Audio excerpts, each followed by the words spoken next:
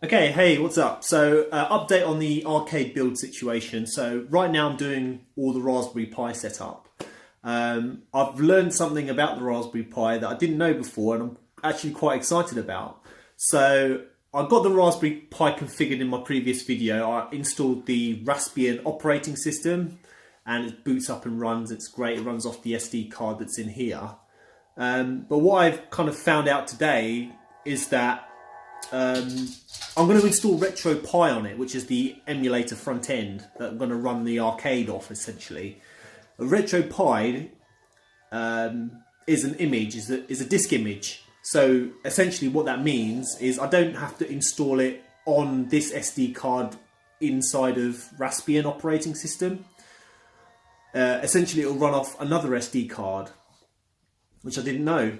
What I can do is I can keep Raspbian on this SD card, and then I'm gonna burn RetroPie onto another micro SD card and swap it out. So that you can have like a dozen of these micro SD cards, each with a different operating system on, which is really cool. So you can literally just hot swap them out. So I can really have the best of both worlds. I can keep the Raspbian on there and play with it and learn about how that operating system works, and have all my RetroPie and arcade on another SD card. So it's great. So I've already done it. I've burned the RetroPie image onto this SD card. I'll show you some of the steps and the software I used. I used a software. I downloaded the RetroPie image from the RetroPie website. I also downloaded another bit of software called Etcher, which is like an image burning bit of software, and it's really great because you can use it on different operating systems. There's a Mac OS version, there's a Linux version, and there's a Windows 64 and 32-bit version.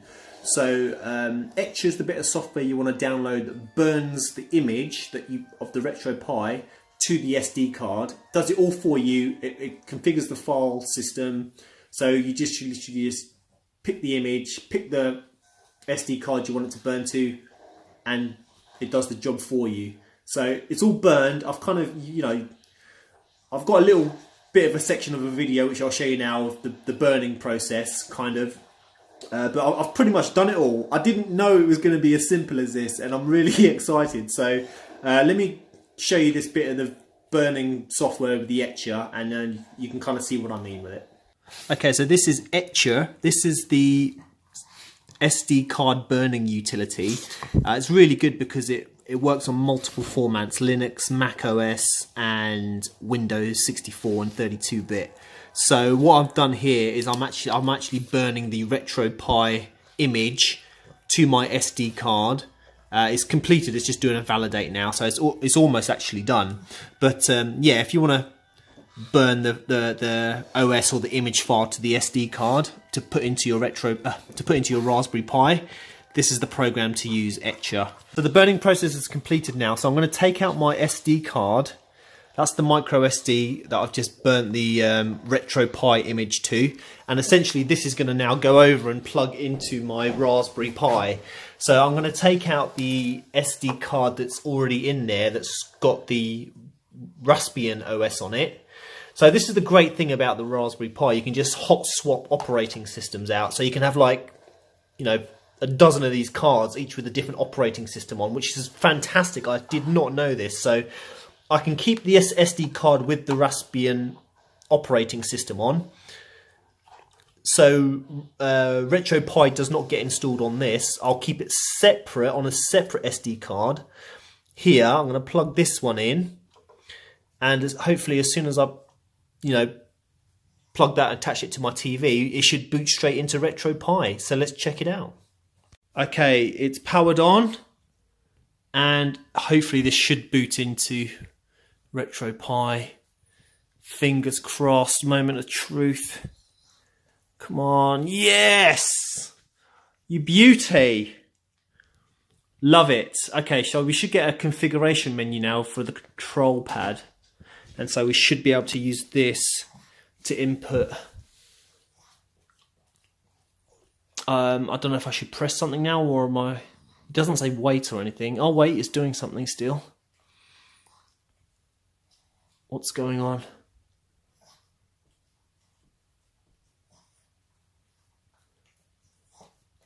Something's happening. Emulation station. Okay, here we go. We're away. Hold A button on your device to configure it. Does it say hold A button or hold a button? I'll just say this. Okay, configuring. Alright, so I'm going to use this as the keyboard. So I'm going to press up on that. Oh, it's detected it. Brilliant. Down. Left. Right. Start I'm going to have as... let's have that.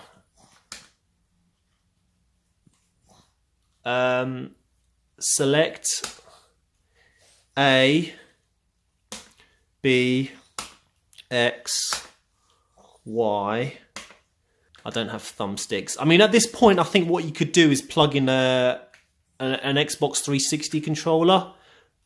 That's what all these analog things are for. So I'm just trying to skip these now. I think at this point is where I could connect the RetroPie to my Wi-Fi, because I want to transfer ROMs now, and you have to do it over Wi-Fi. So I can connect my RetroPie to my Wi-Fi, connect my, well, the laptop with the ROMs on it to my Wi-Fi, and then you can kind of do like an FTP kind of file transfer, network transfer, because you can't put that SD card into the computer to transfer ROMs. It doesn't work like that apparently, so I'll have to do it over Wi-Fi. So yeah, stay tuned for more. Right, cool. So I think I've just connected my RetroPie to my Wi-Fi. I had to quickly just plug in the keyboard to entering the passcode, but now the RetroPie, I keep calling it a RetroPie, the Raspberry Pi is connected to my Wi-Fi hopefully. So on my laptop here, what I should be able to do to transfer ROMs over the network, because both these devices are connected to my Wi-Fi, if I do / RetroPie, and there we are. Awesome. So this laptop is now connected via Wi-Fi to my Raspberry Pi. The folders you see here, BIOS, that's where you put your emulator BIOSes, like the Neo Geo BIOS, the, you know, maybe a Sega Saturn BIOS or Dreamcast BIOS, any emulator BIOSes, and your ROMs go obviously in the ROM folder.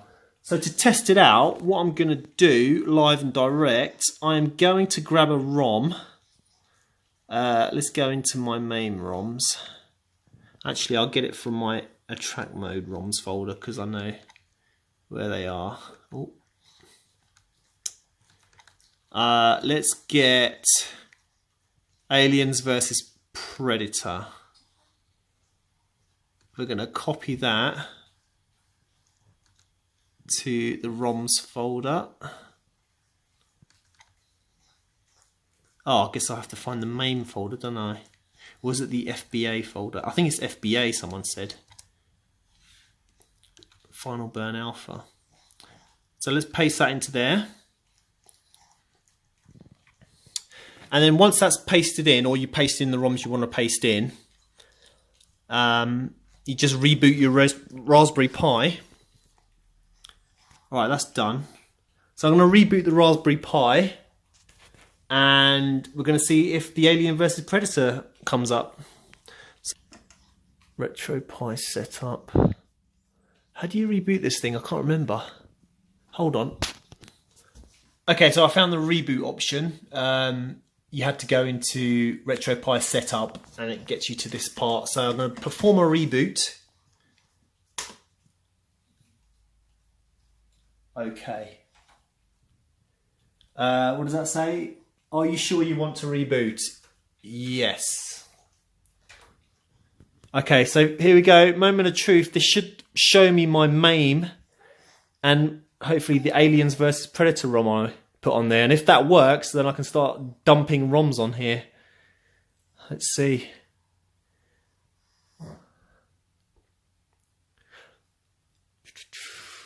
The suspense. Here we go. Here we go.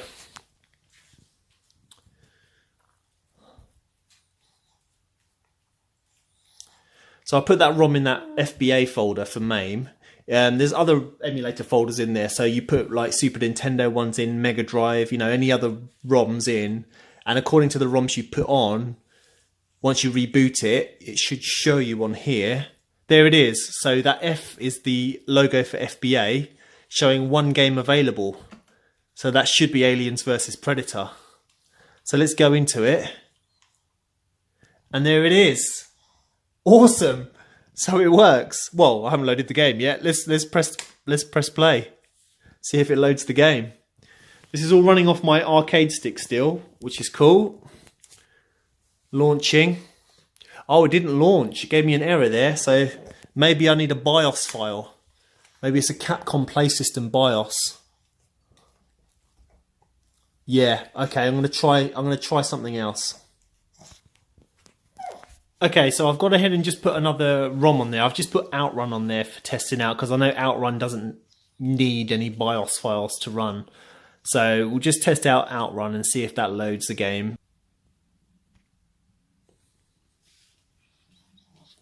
Okay, so it should have 2 games on. Oh, 3 games. Yeah, I guess I put more than one. What did I put on there? Oh, Moonwalker as well. Okay, cool. So let's just see if Outrun loads. Fingers crossed.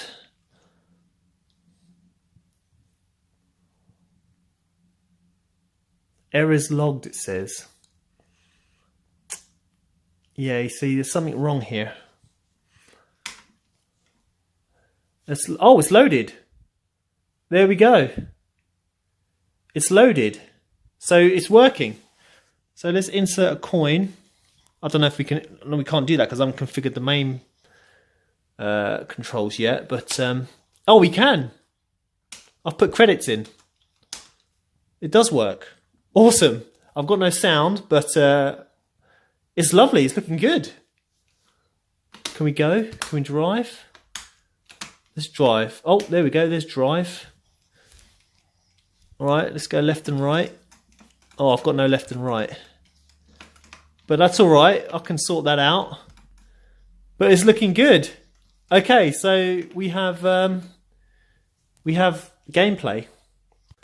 Okay, so exciting stuff. We've got a game running, so that's good.